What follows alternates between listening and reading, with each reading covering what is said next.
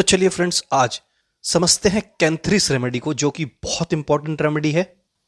तो सबसे पहले इस रेमेडी का एक छोटा सा ओवरव्यू करते हैं, जिसमें हम समझेंगे कि मेन स्पेयर ऑफ एक्शन कहाँ पर है इस रेमेडी का, यानी कि सबसे ज़्यादा यूज़ ये कहाँ पर आती है और कौन कौन से कुछ कॉमन पॉइंट्स है जिनके थ्रू हम कैंथ्रिस के पेशेंट को बहुत जल्दी रीच कर सकते हैं, यानी कि हम समझ सकते हैं कि ये पेशेंट कैंथ्रिस का पेशेंट हो सकता है।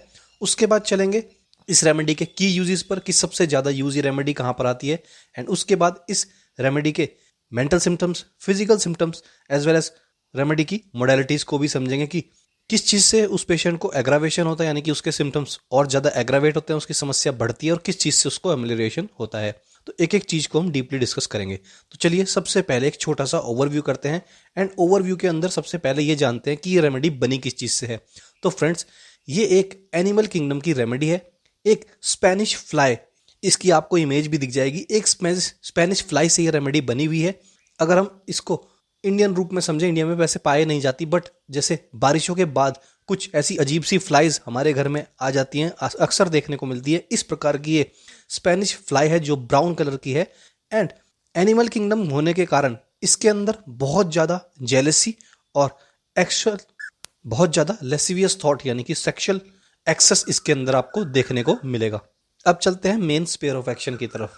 तो friends, main sphere of action की बात करें तो सबसे ज़्यादा जो ये रेमेडी यूजफुल है वो यूरिनरी ऑर्गन्स पे सबसे ज़्यादा ये रेमेडी काम करती है। उसके साथ साथ स्किन पे, गैस्ट्रो इंटेस्टाइनल सिस्टम पर, एंड उसके साथ साथ रेस्पिरेटरी सिस्टम पर भी ये रेमेडी काम करती है।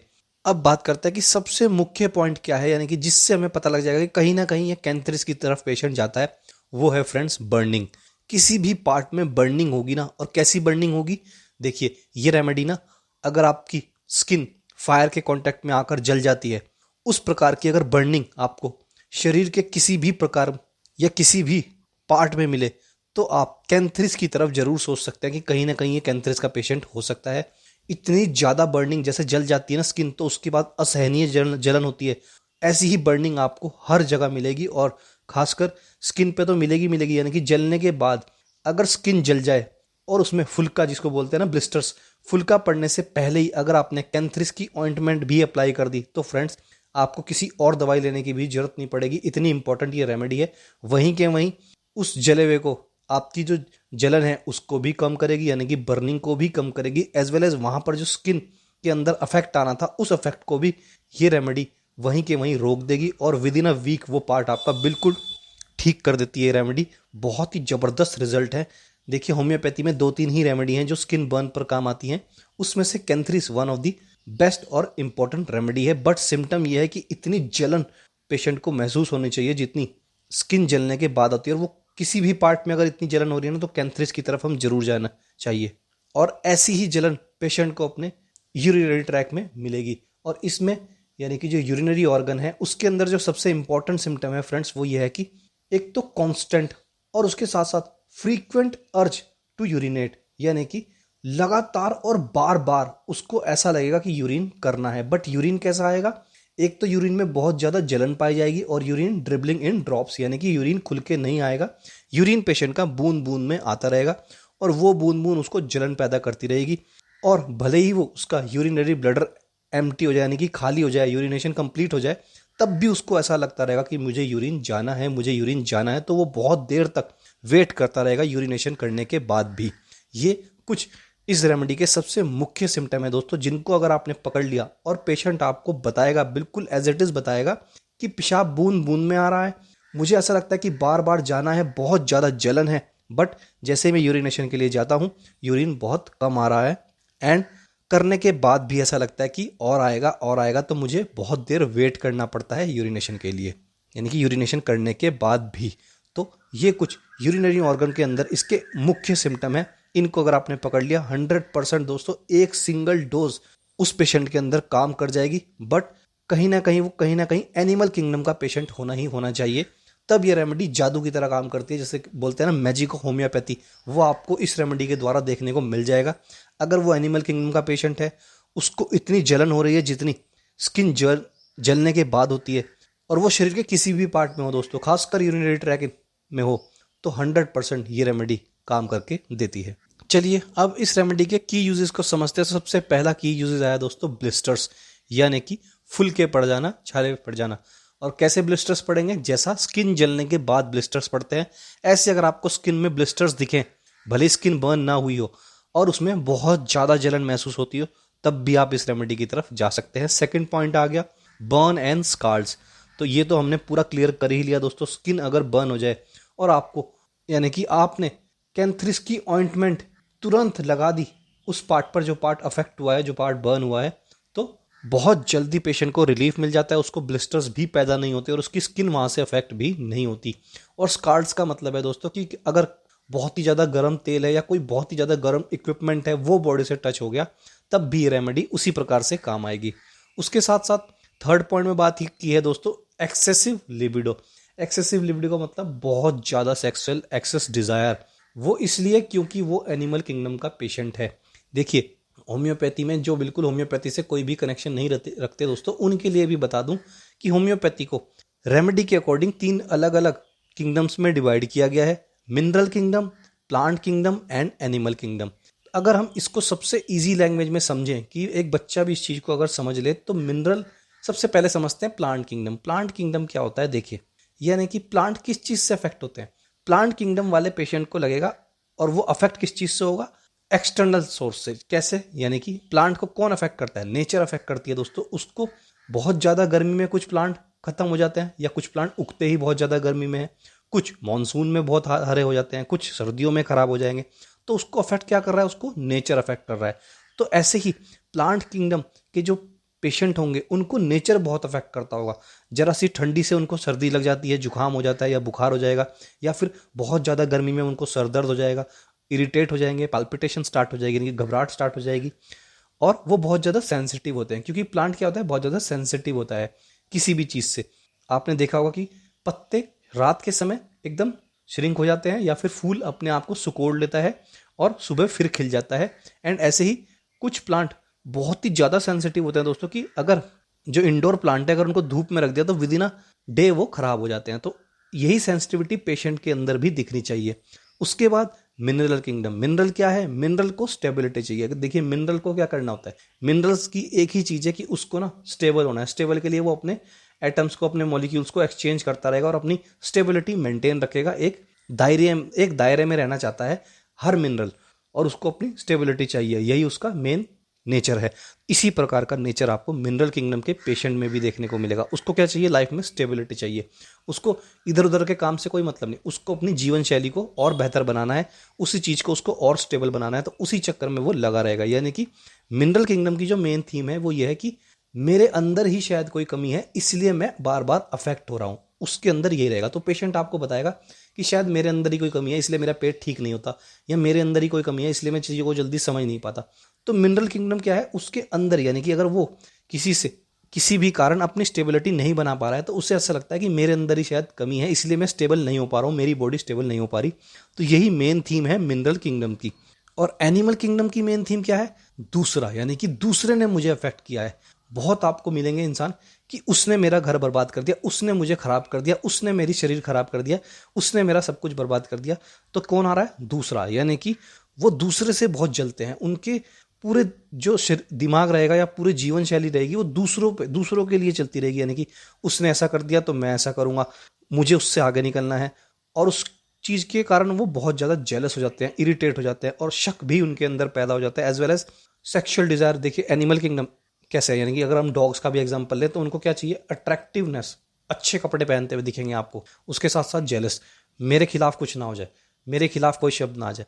उसके साथ साथ उनको सक्सेस बहुत सबसे आगे रखना है। ठीक है? तो क्योंकि आप देखेंगे कि कोई भी एनिमल है ना, तो वो दूसरे फीमेल एनिमल को कैसे अट्रैक्ट करेगा? जब वो और दूसरे एनिमल से जीत पाएगा, यानी कि उसको लड़ाई करनी पड़ेगी।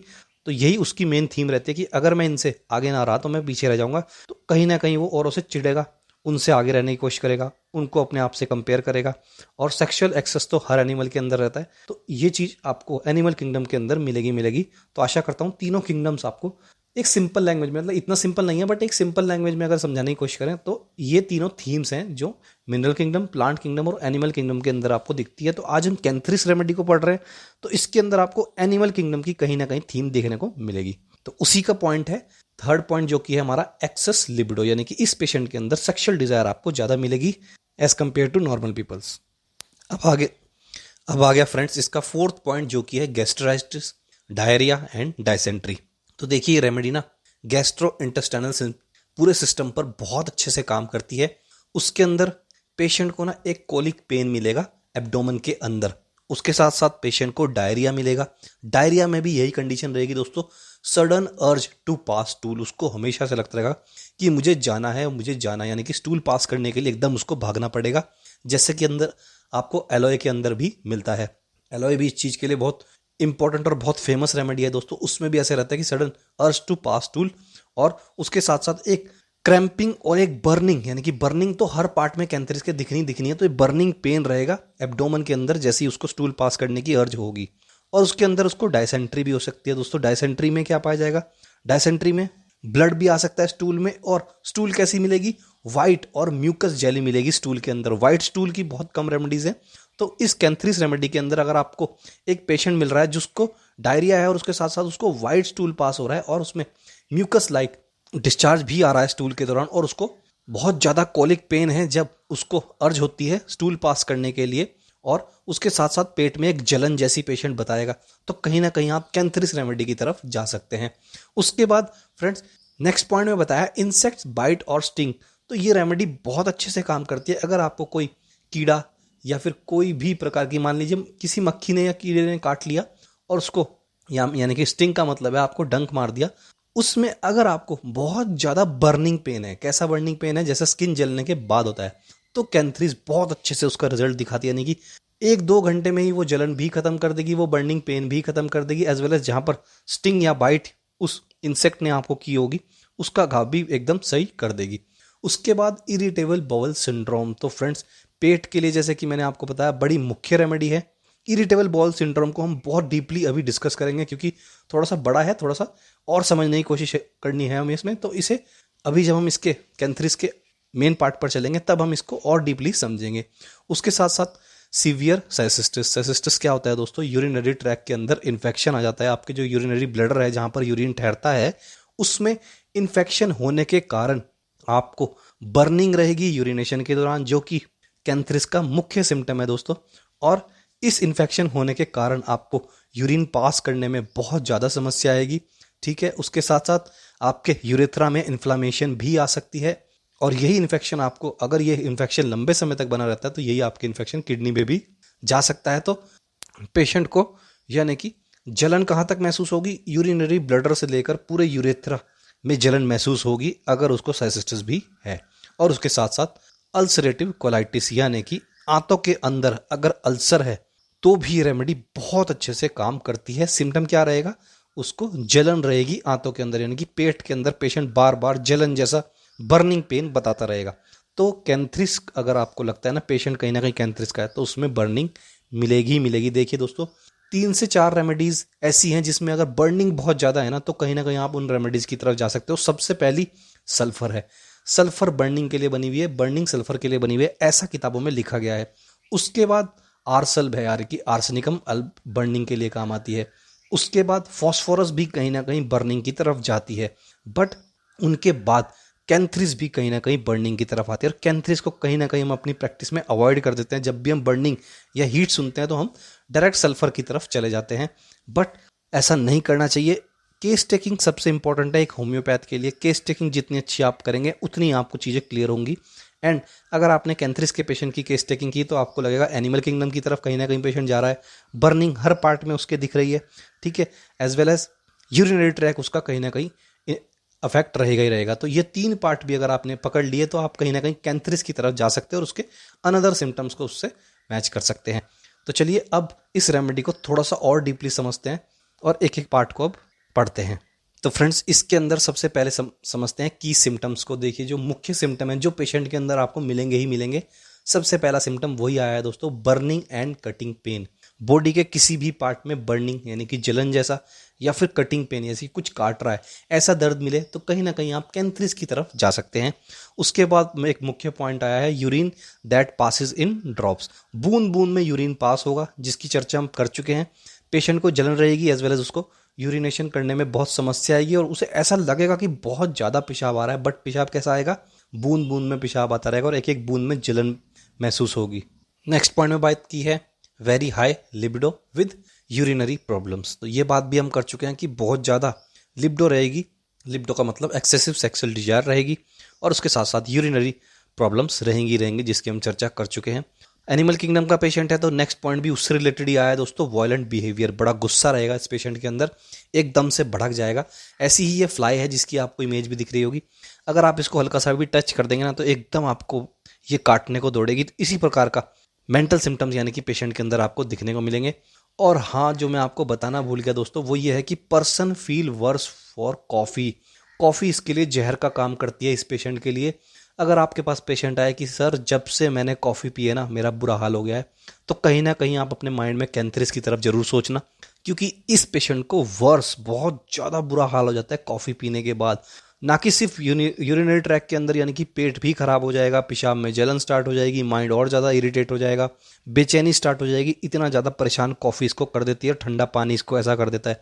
ये दो सिम्टम्स बहुत मुख्य हैं दोस्तों, और ये नॉर्मली पाए जाएंगे कि जब से मैंने कॉफ़ी पी है या मैंने बहुत ज़्यादा ठंडा पानी पिया है तब से मैं परेशान हो गया हूँ। तो कहीं ना कहीं आप कैंथरिस की तरफ जरूर जाना। अब फ्रेंड्स, इसकी रेमेडी प्रोफाइल को स्टडी करते हैं और एक एक लाइन को डीपली डिस्कस करते हैं, तभी हमें और ज़्यादा डीप एक व्यू मिल जाएगा कि कैंथरिस का पेशेंट किस प्रकार का होना चाहिए, क्योंकि इसमें हम मेंटल सिम्टम्स को और ज़्यादा डीपली डिस्कस करेंगे। तो फ्रेंड्स, सबसे पहली लाइन में लिखा है कि those who benefits most from cantharis usually have high sexual drives. तो उस पेशेंट के अंदर आपको हाई सेक्सुअल ड्राइव्स दिखेंगी, जो कि विच में become uncontrollable during certain illness. जैसे ही वो बीमार पड़ेगा ना तो उसकी सेक्सुअल ड्राइव और ज़्यादा बढ़ जाएगी। तो ये बहुत इंपॉर्टेंट सिम्टम है दोस्तों कि बीमार पड़ने पे क्या होता है, इंसान की सोच वहाँ पर जाती ही नहीं है। बट कैंथरिस पेशेंट के साथ कैसा है कि कैंथरिस पेशेंट और ज़्यादा सेक्सुअली एक्टिव होना चाहेगा जब वो बीमार हो जाता है। और उसके साथ साथ नेक्स्ट लाइन में बताया कि they can be restless, curious and difficult to get along with illness. जब वो बीमार पड़ते हैं ना और ज़्यादा बेचैन और ज़्यादा गुस्से वाले हो जाएंगे, चिड़चिड़े हो जाएंगे, और बड़ा मुश्किल हो जाएगा उनके साथ कोप करना, यानी कि बातचीत भी उनको और ज़्यादा इरिटेट करती है। और नेक्स्ट लाइन में उसी को फर्दर बताया गया है दोस्तों कि irritability and insolence can even exploit to paroxysms और वायलेंट और रेज। यानी कि वही चिड़चिड़ापन, मान लीजिए पेशेंट बीमार हो गया तो वो कैसा हो जाएगा, बहुत ज़्यादा चिड़चिड़ा, बहुत ज़्यादा गुस्से वाला, किसी की बात नहीं सुननी, अजीब सा उसका बिहेवियर हो जाएगा। वही चिड़चिड़ापन उसको एकदम, यानी कि अगर वो हद से बाहर हो गया तो वो फट जाएगा, यानी कि बर्स्ट, यानी कि इतना ज़्यादा चिल्ला देगा वो, इतना ज़्यादा उसको गुस्सा आ जाएगा कि वो कंट्रोल से बाहर हो जाएगा। ऐसी कंडीशन भी आपको कैंथरिस के पेशेंट में देखने को मिल जाती है। यानी कि पेरेंट्स बताएंगे बच्चों के लिए कि जब बीमार पड़ता है ना तो इतना ज़्यादा चिड़चिड़ा हो जाता है, इतना ज़्यादा तेज तेज चिल्लाएगा या फिर इतना ज़्यादा गुस्सा करेगा कि जिसकी हद नहीं। और उसी के, यानी कि अगर हम कैंथरिस का पेशेंट ट्रीट ना हुआ और वो उसकी इलनेस बढ़ती चली गई तो उसी के बारे में आगे बताया गया दोस्तों कि इन एक्सट्रीम केस ये हर जगह नहीं पाया जाएगा, यानी कि ये हर कैंथरिस के पेशेंट में नहीं मिलेगा। ये तब मिलेगा जब हद पार हो जाएगी, यानी कि कैंथरिस का पेशेंट ठीक ही नहीं हो रहा है, उसकी लंबी बीमारी खिंच गई, तब उसके अंदर कैसा देखा जाएगा। तो फ्रेंड्स, उसके अंदर एक साइकोलॉजिकल प्रॉब्लम तक आ सकती है, जैसे कि मेंटल कन्फ्यूजन या फिर मेनिया, यानी कि वो मेंटली भी कंफ्यूज हो सकता है अगर उसकी बीमारी ठीक ना हुई, यानी कि वो अजीब अजीब सी हरकतें करने लगेगा, बोलना उससे कुछ है, बोल कुछ रहा है, मेनिया हो जाएगा किसी प्रकार का, यानी कि बार बार हाथ ही धो रहा है, बार बार साफ ही कर रहा है, बार बार चिल्ला ही रहा है। इस प्रकार का भी वो एक्सट्रीम केस में पर आपको देखने को मिलेगा, हर कैंथरिस के पेशेंट में ऐसा नहीं देखने को मिलता। तो ये हमने कहीं ना कहीं उसके मेंटल सिम्टम स्टडी किए कि दोस्तों किस प्रकार के कैंथरिस के मेंटल सिम्टम मिलने वाले हैं। तो बहुत ज़्यादा इरिटेट हो जाएगा, बहुत ज़्यादा गुस्से वाला, और अगर हद पार हो गई यानी कि उसकी इलनेस ठीक ही नहीं हो रही है तो वो एकदम भड़क पड़ेगा, यानी कि उसका सारा गुस्सा एकदम एक्सप्लोड हो जाएगा, फट जाएगा। फिजिकल सिम्टम्स की तरफ चले तो उसके अंदर लॉस ऑफ एपेटाइट, यानी कि भूख उसके अंदर कम मिलेगी। और सबसे इंपॉर्टेंट आ गया दोस्तों burning pain in throat, stomach with raging thirst with an aversion to drinking, यानी कि हर जगह बर्निंग पेन तो मिलना ही मिलना है दोस्तों अगर कैंथरिस का पेशेंट है। उसके साथ साथ उसको बहुत प्यास रहेगी बट वो पानी पीना नहीं चाहेगा। क्यों? यूरिनरी ब्लैडर के इन्फेक्शन के कारण। क्योंकि दोस्तों अगर हल्का सा भी उसने पानी पिया तो तुरंत उसको ऐसा लगेगा कि मुझे यूरिन पास करने के लिए जाना है, और वही उसको जलन स्टार्ट हो जाएगी यूरिनरी ब्लैडर में। तो इसलिए वो पानी को अवॉइड करता है। बहुत सारे पेशेंट आपको ऐसे मिलेंगे जो बताएंगे कि सर अगर हाफ ग्लास भी मैं वाटर इनटेक करता हूँ ना, तुरंत मेरे को यूरिन का प्रेशर बन जाता है और यूरिन में जलन स्टार्ट हो जाती है, यानी कि यूरिनरी ब्लडर में मेरे को ऐसा हो जाता है कि सडन अर्ज टू यूरिनेट, कि मुझे अब यूरिन जाना है, अब मैं रोक नहीं पाऊंगा या पाऊंगी। तो ये एक बहुत ही अलग और बहुत मुख्य सिम्टम है दोस्तों कैंथ्रिस का। उसी की नेक्स्ट लाइन में बताया कि बर्निंग साइस्टिस, जो हम बात कर चुके हैं दोस्तों, यूरिनरी ट्रैक में इन्फेक्शन मिलेगा, उसके साथ साथ बर्निंग तो मिलनी ही मिलनी है। उसी में आगे बताया and urinary tract inflammation are the main disorder for which cantharis is used, जिसकी हम स्टार्टिंग से बात कर रहे हैं। तो यूटीआई मिलेगा, यूरिनरी ट्रैक इन्फेक्शन मिलेगा, बर्निंग मिलेगी, constant and sudden urge to urinate आपको मिलेगा ही मिलेगा, यूरिन ड्रॉप्स में पास होगा, बट पेशेंट को ऐसा लगेगा कि बहुत यूरिन आ रहा है, हल्का सा पानी पीते ही उसको ऐसा एकदम प्रेशर बन जाएगा यूरिनेशन का और यूरिनरी ब्लैडर में जलन स्टार्ट हो जाएगी। उसके साथ साथ कैंथ्रिस के पेशेंट के अंदर टेंडरनेस मिलेगी in the area of kidneys, renal colic मिलेगा, किडनी के अंदर इन्फ्लामेशन मिलेगी। तो किडनी के लिए भी कैंथ्रिस बहुत इंपॉर्टेंट रेमेडी है दोस्तों। अगर उसको नेफ्राइटिस हो जाए, यानी कि किडनी के अंदर इन्फ्लामेशन पैदा हो जाए और यही बर्निंग सेंसेशन उसको यूरिन में और किडनी के एरिया में भी मिलने लगे और दुखन जैसी पेशेंट हमेशा किडनी के एरिया में बताता रहे, यहाँ पर कुछ है जो मुझे परेशान कर रहा है, किडनी के रीजन में अगर पेशेंट ऐसा बताता रहे, और साथ में जलन को मत भूलिएगा दोस्तों, बर्निंग उसके यूरिन में मिलनी ही मिलनी है, तो हम कहीं ना कहीं कैंथ्रिस की तरफ जा सकते हैं। और फ्रेंड्स इसमें आगे बताया कि it is given for sunburn, यानी कि अगर धूप से स्किन जल जाए, उसके साथ साथ स्काल्ड, कोई बहुत गर्म चीज़ या डायरेक्ट बर्न ही हो जाए, फायर के कांटेक्ट में आप आकर आपकी स्किन बर्न हो जाए, तब हम कैंथ्रिस का यूज़ कर सकते हैं। बट कैसे यूज़ करेंगे उसको अब बताया कि and burn if the skin has blistered and is also used for insect bytes and stings. तो तब भी हम इसको यूज़ कर सकते हैं अगर स्किन में ब्लिस्टर्स पैदा हो गए, यानी कि अगर ब्लिस्टर पैदा होने से पहले ही तुरंत आपने कैंथ्रिस अप्लाई कर दी तो मतलब पेशेंट ठीक होना ही होना है। बट अगर ब्लिस्टर्स भी पैदा हो गए तब भी हम क्या करेंगे, कैंथ्रिस का यूज़ कर सकते हैं। धीरे धीरे अब कैंथ्रिस अपना काम कर देगी, यानी कि पेशेंट को फुल्ली रिकवर्ड कर देगी। उसके साथ साथ कोई किसी मधुमक्खी या फिर किसी भी इंसेक्ट ने काट लिया, डंक मार लिया, तब भी हम कैंथ्रिस का यूज़ कर सकते हैं। बट सिम्टम क्या मिलेंगे, जलन मिलेगी, वहाँ पर बहुत ज़्यादा जलन, बर्निंग याद रखिएगा दोस्तों कैंथ्रिस के अंदर। उसके बाद बताया है some digestive tract disorder such as gastritis, severe diarrhoea और डायसेंट्री में respond to the remedy as में एज एक्सेसिव लिबिडो। तो एक्सेसिव लिबिडो तो पाई ही जाएगी, एनिमल किंगडम को याद रखिएगा। सेक्सुअल डिजायर बहुत ज़्यादा रहेगी कैंथ्रिस के अंदर, उसके साथ साथ डायरिया भी रह सकता है, डायसेंट्री भी रह सकती है, और एक कोलिक पेन मिलेगा स्टमक के अंदर, एब्डोमेन के अंदर, उसके साथ साथ बर्निंग एंड कटिंग पेन आपको पेट में मिलेगा ही मिलेगा, और sudden urge to pass stool during diarrhoea, यानी कि जब पेशेंट को दस्त लगेंगे ना तो उसको एक अर्ज रहेगी कि मुझे स्टूल जाना ही जाना है, जाना ही जाना है, और उसके साथ साथ वाइट म्यूकस लाइक स्टूल भी इस पेशेंट के अंदर आपको मिल सकता है। तो ये भी हमने एक ओवरव्यू कर लिया जिसमें हमने फिजिकल सिम्टम्स, मेंटल सिम्टम्स दोनों को ही अब और ज़्यादा डीपली डिस्कस कर लिया होगा, और अब आप कैंथ्रिस को कहीं ना कहीं समझने लगे होंगे किस तरीके का कैंथ्रिस का पेशेंट आपको मिल सकता है। चलिए अब चलते हैं और डीप थोड़ा सा, अब एक एक पॉइंट को और ज़्यादा डीपली डिस्कस करते हैं और उसकी मोडालिटीज़ को भी अब हम समझेंगे कि किस चीज़ से उस पॉइंट के अंदर, जैसे कि सबसे पहला पॉइंट है सीवियर साइस्टिस, यानी कि यूटीआई यूरिनरी ट्रैक के अंदर अगर इन्फेक्शन हो रहा है तो पेशेंट को कैसा महसूस होगा, उसके अंदर किस प्रकार की मोडालिटीज़ पाई जाएंगी। तो उसके अंदर सबसे पहला जो मैंने आपको बताया था, कॉन्स्टेंट और अर्जेंट डिजायर टू यूरिनेट। ये याद रखना दोस्तों कैंथ्रिस के अंदर कि कॉन्स्टेंट, हमेशा उसको ऐसा लगेगा कि यूरिनेशन के लिए जाना है, और सडन अर्ज यानी कि फिर वो रोक नहीं पाएगा, जैसे उसके अंदर डिजायर पैदा हुई यूरिनेट करने की तो फिर वो अपने आप को रोक नहीं पाएगा। उसके साथ साथ spasmodic pain in lower abdomen, यानी कि यूरिनरी ब्लैडर वाला जो एरिया है ना लोअर एब्डोमन, उसमें एक स्पैस्मोटिक, एक खिंचाव, एक जैसे हिंदी में अगर बोल देना सिंपल लैंग्वेज की मरोड़ जैसा पेन रहेगा, जैसे कुछ यहाँ पर खिंच रहा है, कुछ मरोड़ जैसा हो रहा है। ऐसा पेशेंट हमेशा मुझे बताते हैं दोस्तों कि एक मरोड़ जैसा लग रहा है, और हम जैसे ही मरोड़ जैसे सुनते हैं ना तो कहीं ना कोई एलोए जरूर माइंड में आती है। तो बट ऐसा नहीं है कि एक ही रेमेडी आएगी, तो अगर हम फर्दर केस टेकिंग करेंगे तो कहीं ना कहीं वो पेशेंट कैंथ्रिस का भी पाया जाता है अगर उसके अंदर यूरिनरी ट्रैक इन्फेक्शन पाया जाए। अब उसके साथ साथ यूरिन कैसा रहेगा, स्कैंटी। और दोस्तों एक और इम्पॉर्टेंट पार्ट है, यूरिन कैसा रहेगा, बिल्कुल हॉट, बहुत ज़्यादा गर्म यूरिन इस पेशेंट के अंदर आपको मिलेगा।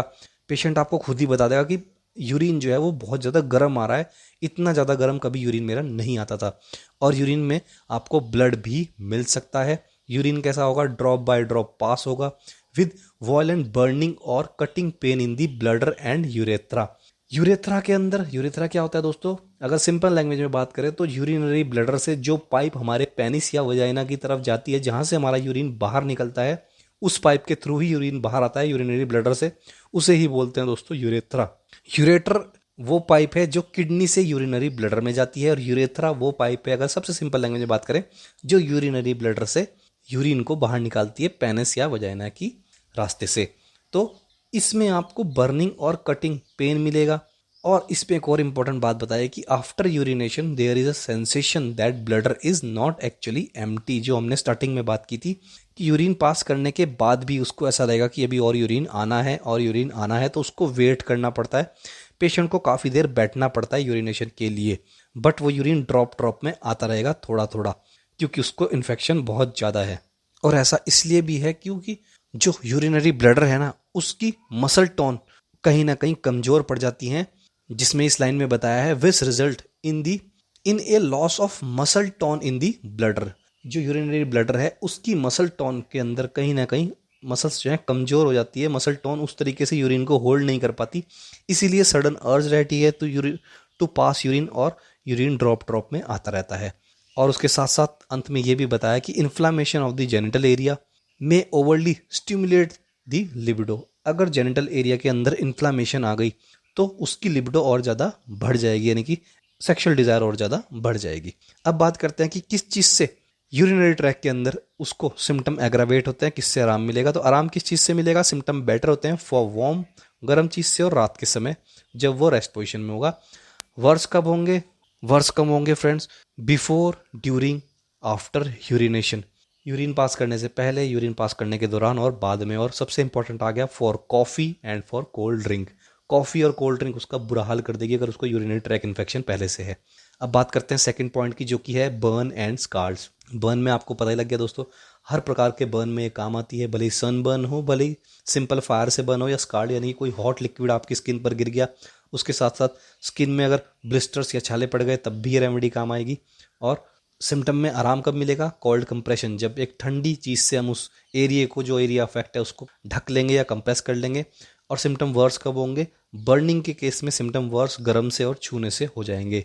नेक्स्ट पॉइंट की बात करें तो इंसेक्ट बाइट्स एंड स्टिंग्स, यानी कि किसी फ्लाई ने किसी इंसेक्ट ने उसको काट लिया या फिर उसको डंक मार लिया तो कैसा मिलेगा, sharp pain at the site of sting और बाइट, बहुत ज़्यादा शार्प, और उसके साथ साथ बर्निंग मिलेगी which has a black centre, यानी कि डंक मार लिया तो डंक मारने के बाद कैसा मिलेगा, जहाँ पर डंक मारा है ना वहाँ पर एक काला सा सेंटर मिल जाएगा, काला घेरा बन जाएगा अगर सिंपल लैंग्वेज में बात करें। अगर ऐसा पाया जाता है तो कहीं ना कहीं कैंथ्रिस हम अप्लाई कर सकते हैं, या फिर कैंथ्रिस डायल्यूशन का यूज़ कर ले, या ऑइंटमेंट का भी हम ऐसी जगह पर यूज़ कर सकते हैं। उसके साथ साथ चिड़चिड़ापन, एंगर, गुस्सा, एक्साइटेबिलिटी और एग्रावेशन में भी एविडेंट आफ्टर दी बाइट और स्टिंग, यानी कि अगर किसी इंसेक्ट ने काट लिया, काला घेरा पाया गया वहाँ पर, और उसके बाद पेशेंट बहुत ज़्यादा चिड़चिड़ा हो गया, गुस्से वाला हो गया, ऐसा कुछ पाया जाए तो कहीं ना कहीं कैंथ्रिस का वो पेशेंट बन रहा है। इस चीज़ में आराम कैसे मिलेगा, cold compression on the affected area, warm से और कॉफ़ी से एग्रावेट होगा। अब आते हैं गैस्ट्राइटिस, डायरिया और डायसेंट्री के सिम्टम पर। तो इसमें क्या मैंने बताया था स्टार्टिंग में दोस्तों कि एक वॉयलेंट बर्निंग पेन मिलेगा एब्डोमेन के अंदर, और अकम्पेंड बाय अ स्काल्डिंग सेंसेशन। स्काल्डिंग सेंसेशन का मतलब है दोस्तों बहुत ज़्यादा हीट या बहुत ज़्यादा जलन एब्डोमेन में उस पेशेंट को पाएगी जब उसको डायरिया या डायसेंट्री जैसी कंडीशन रहेंगी। और जो हमने स्टार्टिंग में बात की थी कि देयर में be a urge to empty the bowel when urinating, जब वो यूरिन भी पास कर रहा है ना तब उसको ये अर्ज भी होगी, यानी कि ऐसा भी लगेगा कि मैं स्टूल भी पास कर लूँ। ये सिम्टम आपको एसिड म्यूरिकम में भी मिलेगा, एलोए के अंदर भी मिलेगा, एसिड नाइट्रिकम के अंदर भी शायद ये सिम्टम आपको मिलेगा। तो कहीं ना कहीं हम उस तरफ चले जाते हैं और हम कैंथ्रिस को पीछे छोड़ देते हैं। तो कैंथ्रिस के इन सिम्टम्स को जरूर याद रखिएगा, एंड जैसे ही आपको बर्निंग सेंसेशन कहीं भी मिले तो आप कैंथ्रिस की तरफ जरूर जाइएगा दोस्तों। उसके साथ साथ loss of appetite and irritability इस पेशेंट के अंदर आपको देखने को मिल जाएगी, गैस्ट्राइटिस सिम्टम के अंदर भी। सिम्टम बेटर कब होते हैं, for warm, for doubling over at night, यानी कि आगे की तरफ झुक के अगर वो आराम से पेट को बैठ जाएगा तो उसको थोड़ा ठीक लगेगा, रात के समय थोड़ा ठीक लगेगा। बट सिम्टम वर्स कब होंगे, ड्यूरिंग यूरिनेटिंग, जब वो यूरिन पास करेगा तो उसके साथ साथ जलन तो रहती ही रहती है, तो उसको ये भी लगेगा कि मैं स्टूल भी पास कर लूँ, और पेट में भी एक मरोड़ जैसा और उसके साथ साथ बर्निंग पेन मिल जाएगा। और फॉर ड्रिंकिंग यानी कि गर्म चीज़ यानी कि कॉफ़ी वगैरह या ठंडा पानी पीने से उसको और ज़्यादा एग्रावेट हर सिम्टम में लगभग हो जाता है। अब आ गया लास्ट पॉइंट जो कि है एक्सेसिव लिबिडो। तो फ्रेंड्स, अनकंट्रोलेबल इनएप्रोप्रिएट सेक्सुअल एरोजियल, और ये कब बढ़ती है? जब पेशेंट इल हो जाता है, यानी कि जब पेशेंट परेशान है या फिर उसको इन्फ्लामेशन हो गया है, उसके यूरिनरी ट्रैक इन्फेक्शन के कारण उसके जेनिटल्स में इन्फ्लामेशन हो गया है, तो उसकी सेक्सुअल डिज़ायर और ज़्यादा बढ़ जाएगी।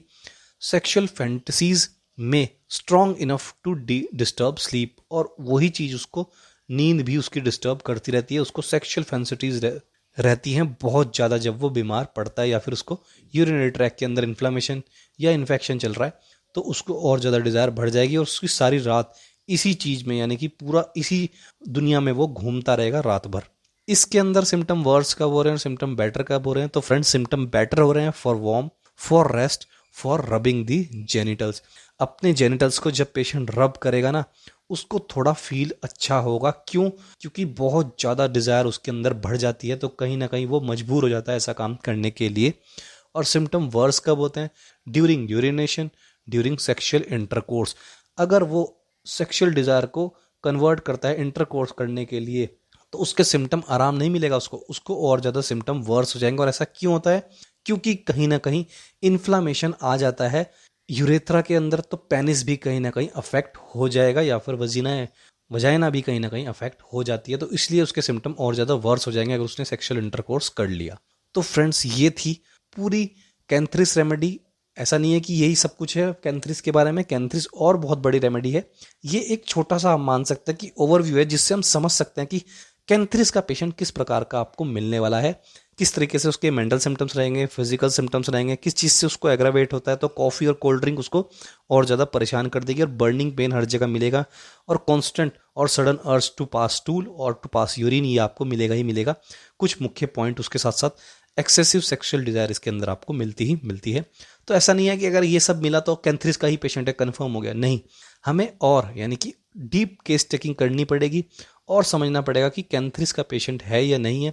कुछ सिम्टम्स जो और ज़्यादा मिलाने पड़ेंगे, तब हम एग्जैक्ट, अगर हमने कैंथ्रिस के पेशेंट को दे दिया तो दोस्तों, मैं आपको यानी कि मैंने खुद से एक्सपीरियंस किया है कि एक सिंगल डोज आप 4 बूंदे अगर डायरेक्ट उसकी जीभ पर कैंथ्रिस की डाल देंगे ना, विद इन 2 आवर्स आपको पेशेंट बताएगा कि मुझे बहुत रिलीफ है। तो ये मैजिक है होम्योपैथी का, अगर उसको हम सही तरीके से यूज़ करें। तो ये था दोस्तों पूरा कैंथ्रिस का एक ओवरव्यू। एंड अगर आप ऐसी समस्या से जूझ रहे हैं और वो ठीक नहीं हो पा रही है, कैंथ्रिस लेने के बाद भी वो ठीक नहीं हो पा रही है, तो आप हमसे कंसल्ट भी कर सकते हैं दोस्तों। ईमेल आईडी और व्हाट्सएप नंबर हमने आपको दे दिया है, इमेज पे आपको दिख रहा होगा। एंड प्लीज़ व्हाट्सएप पर कॉल ना करें या फ़ोन पे कॉल ना करें, व्हाट्सएप पर मैसेज ही करें। 10 to 4:30 PM के अंदर अंदर आप मैसेज करेंगे तो आपको रिप्लाई मिल जाएगा। मेडिसिन आपको होम डिलीवर्ड कर दी जाएंगी। अगर आप इन समस्या या किसी भी क्रॉनिक बीमारी से जूझ रहे हैं, जो आपने आसपास दिखा लिया बट आपको रिकवरी नहीं मिल रही है, किसी भी प्रकार से आपको आराम नहीं मिल रहा है, बीमारी बहुत पुरानी हो गई है, तो कहीं ना कहीं आप हमें कंसल्ट कर सकते हैं। तो आज के लिए इतना ही दोस्तों, कल मिलेंगे इससे भी इंफॉर्मेटिव वीडियो के साथ और एक नई रेमेडी के साथ। तब तक के लिए धन्यवाद।